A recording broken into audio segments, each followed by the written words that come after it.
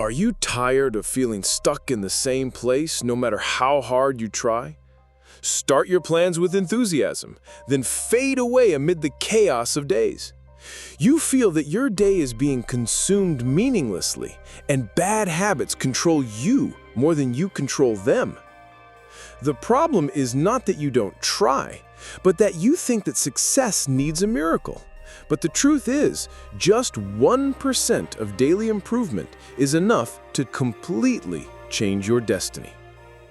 Bad habits are like psychological debts. You either pay them off now in small steps, or they continue to burden you. When you change your environment, when you set a simple corner in your day, you begin to reshape your identity. Every positive habit is a psychological profit that doubles with time. From the Book of Atomic Habits, you will know everything you need to build positive habits that I am sure will change your habits for the better. Be sure to finish the video completely because you will not return the same person after the end of this video. Let's be honest, change is hard. You've probably tried it before. Setting goals, making promises to yourself, telling yourself this time will be different. But a few weeks in, old patterns pull you back. Life gets busy, your motivation fades, and before you know it, you're stuck in the same loop again. It's not because you're lazy. It's not because you lack willpower. It's because most of us try to change too much, too fast, without understanding how change really works. That's where habits come in. A habit is a behavior you repeat so often it becomes automatic. Brushing your teeth, scrolling your phone when you're bored, reaching for a snack when you're stressed. You probably don't even think about these things. They just happen. Habits shape your life more than you realize. They guide how you spend your time, how you treat your body, how you think, even how you feel. You don't rise to the level of your goals, you fall to the level of your systems. And your habits are your systems. Now, here's the part people often miss. Habits don't need to be big or dramatic to matter. In fact, the small ones, the ones that seem too tiny to make a difference, are often the most powerful. Because habits work like compound interest. One small change, done consistently, doesn't seem like much in the moment, but repeated over weeks, months, and years, it can completely reshape your life. Think of it like this. If you improve by just 1% each day, you'll be 37 times better by the end of the year. But the same is true in reverse. Neglecting small positive actions, letting them slip day by day, adds up too. It's not the big decisions, but the quiet, daily ones that shape your future. Self-improvement isn't about overhauling your life overnight. It's about slowly and steadily becoming the kind of person you want to be. Habits are the bridge between where you are and where you want to go. And the good news is, you can build that bridge, one small step at a time. Habits are the invisible architecture of our lives. They're small actions repeated over time that shape our identity and future. By understanding how habits work and how small improvements compound, we can begin a path of real, lasting self-development. Now that we understand how powerful habits are, the next question is, how do they actually work? You see, habits don't form randomly. There's a pattern to them, a loop your brain follows, whether the habit is helpful or harmful. And if you can understand that loop, you can begin to reshape it. That loop has 4 parts: cue, craving, response, and reward. It starts with the cue, a trigger that tells your brain to begin the behavior. Maybe it's waking up in the morning, feeling stressed, or walking into the kitchen. Next comes the craving. Your brain wants something, not the action itself, but the feeling it brings. You don't want coffee, you want to feel awake. You don't want a cigarette, you want to relieve stress. Then comes the response, the actual behavior, drinking the coffee, lighting the cigarette, picking up your phone. And finally, the reward, that brief hit of pleasure or relief that tells your brain, this works, do it again next time. Cue, craving, response, reward. That's the habit loop. So how do we use this knowledge to build better habits and break the bad ones? There's a simple but powerful framework that helps. It's called the 4 laws of behavior change. 1. Make it obvious. If you want to start a habit, you need to notice the cue. Don't leave it to chance. Put your workout clothes where you'll see them. Leave your journal on your pillow. Make the habit easy to see. 2. Make it attractive. Habits are more likely to stick if you actually want to do them. Pair the habit with something enjoyable. Listen to your favorite podcast while you clean. Light a candle before you meditate. Make the experience something you look forward to. 3. Make it easy. Don't wait for motivation. Make the action so small it's almost impossible to skip. Want to read more? Start with 1 page. Want to exercise? Do 5 minutes. Consistency matters more than intensity, especially at the beginning. 4. Make it satisfying. Your brain needs a reason to repeat the behavior. Celebrate small wins. Track your progress. Feel good about the effort, even if the results aren't visible yet. The satisfaction helps lock the habit in. These laws aren't rules, they're tools. You can use them to design your habits so they work with your brain, not against it.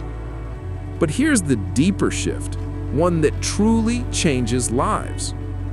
Don't just focus on what you want to achieve. Focus on who you want to become. That's what we call identity-based habits.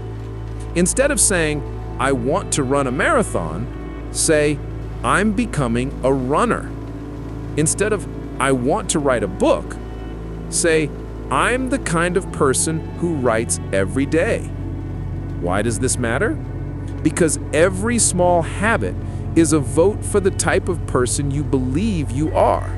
And the more votes you cast, the stronger that identity becomes. Change doesn't happen when you force yourself to do something. It happens when your habits become a reflection of your identity. When brushing your teeth, exercising, or saying no to junk food isn't something you do, it's part of who you are. Habits follow a predictable pattern: cue, craving, response, and reward. By using the 4 laws of behavior change, making habits obvious, attractive, easy, and satisfying, we can reshape our behavior. But true transformation happens when habits are tied to identity. Small actions, repeated consistently, shape who we become. Once you understand how habits work, the next step is building them into your daily life. And like anything meaningful, it's not about trying harder, it's about being smarter. Because the truth is, you don't rise to the level of your goals, you fall to the level of your systems. So let's talk about how to build a system that works. One of the most effective tools is something called implementation intentions. It's a simple idea. Decide in advance when and where your new habit will happen. Instead of saying, I'll exercise more, you say, I will do 10 push-ups in the living room right after I brush my teeth. This gives your habit a time and a place to live. No guessing, no negotiating with yourself later.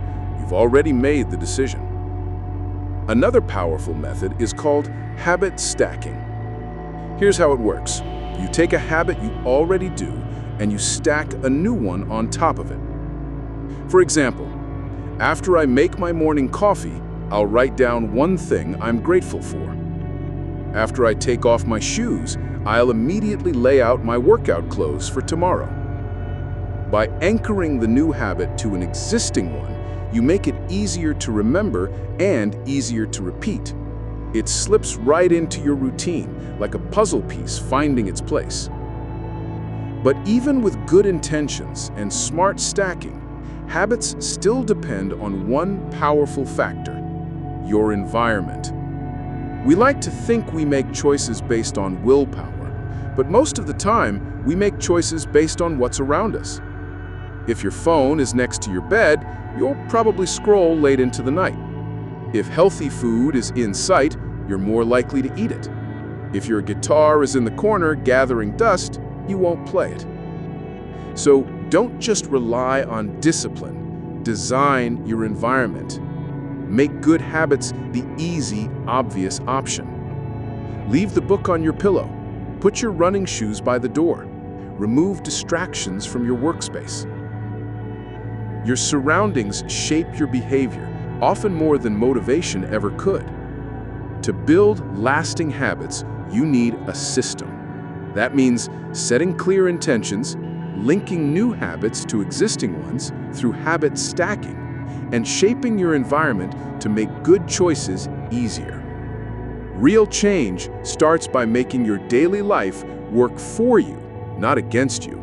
If building good habits is about adding small, positive steps to your life, then breaking bad habits is about quietly removing what's holding you back. And just like good habits follow a pattern, bad habits do too. The same 4 parts are at play: cue, craving, response, reward. But this time, instead of using the 4 laws of behavior change to build better routines, we flip them. We use their opposites to break the habits that no longer serve us. 1. Make it invisible. If you don't see the cue, the habit doesn't start. That means putting distance between you and the trigger. If you always check your phone first thing in the morning, try charging it in another room. If junk food is your go-to when bored, keep it out of sight or out of the house entirely. You don't need to fight temptation if you don't walk into it every day. 2. Make it unattractive. Bad habits often offer comfort or relief, so we need to reframe how we see them. Ask yourself, what does this habit actually cost me? Scrolling endlessly, does it really relax me, or does it leave me feeling drained? That extra drink, does it help me cope or make tomorrow harder? Start focusing on the real consequences of the habit, not just the short-term pleasure. 3. Make it difficult. The more friction between you and the habit, the less likely it is to happen. Delete the app, cancel the subscription, use website blockers. If you smoke, don't carry a lighter. If you want to cut spending, leave your credit card at home. Even small inconveniences create space, just enough to pause and choose a better path. 4. Make it unsatisfying. Bad habits often feel good in the moment, but damage us quietly over time. To break the cycle, you can introduce accountability. Tell someone what you're working on. Join a group. Share your progress. When someone else knows and cares about your goals, you're more likely to follow through. And when you slip up, don't hide it. Talk about it. Awareness takes the power away from the habit. But more than anything, changing behavior starts with changing how you see yourself. Not with shame, but with honesty. Sometimes you have to ask hard questions. Why do I keep doing this? What am I avoiding? What am I afraid of? Self-reflection is uncomfortable, but it's where real change begins. Growth doesn't come from being perfect. It comes from being willing to look inward, to be kind with yourself, and still hold yourself to a higher standard. Because you're not just breaking a bad habit, you're unlearning a version of yourself that no longer fits who you want to become. Breaking bad habits is about reversing the same cues that build good ones. Make the habit invisible, unattractive, difficult, and unsatisfying. Use accountability and reflection to face the deeper roots of your behavior. Change starts with honesty and continues with small, deliberate steps away from who you were and toward who you want to be. You've probably been here before. You made a change. You stuck to it for a while. Things were going well. Then, nothing. The scale didn't move. The results didn't show. The motivation faded. This is what's known as the plateau of latent potential. It's that quiet stretch where effort feels like it isn't paying off, where you're doing all the right things, but nothing seems to be changing. It's frustrating, it's discouraging, and it's where most people give up. But here's the truth. The work you're doing isn't wasted. It's being stored. Like water dripping into a bucket, like seeds waiting beneath the soil. You just haven't hit the breakthrough point yet. Complaining about not achieving success despite working hard is like complaining about an ice cube not melting when you heated it from 25 degrees to 31 degrees, says Atomic Habits. The breakthrough comes at 32 degrees. That's why persistence matters. Real change is not linear. It's slow, then sudden. Invisible, then obvious. Quiet, then undeniable. So how do you stay on the path, especially when progress feels invisible?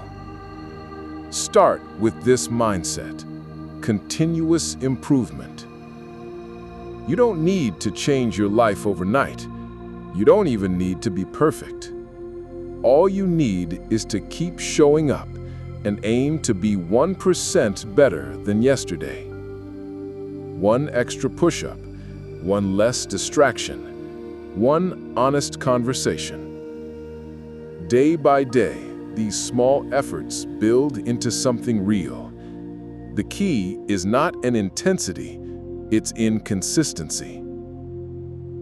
And remember, self-development isn't a finish line. It's a lifestyle.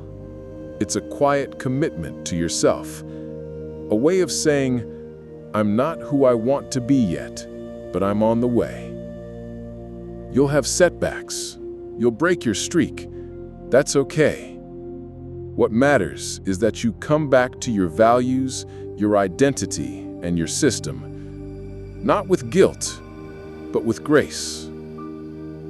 Because every habit is a vote for the person you are becoming, and every small step forward is proof that change is possible. Change doesn't always give immediate results. The plateau of latent potential reminds us that growth takes time and patience. By focusing on 1% daily improvements, staying consistent, and viewing self-development as a long-term commitment, we make lasting change, quietly, steadily, deeply.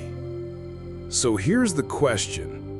What habits are shaping your life right now, without you even realizing it? And more importantly, what small change can you make today that your future self will thank you for? You don't need to overhaul everything. You just need to begin. Pick one habit. Start small.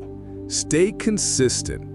Build a system that supports who you want to become.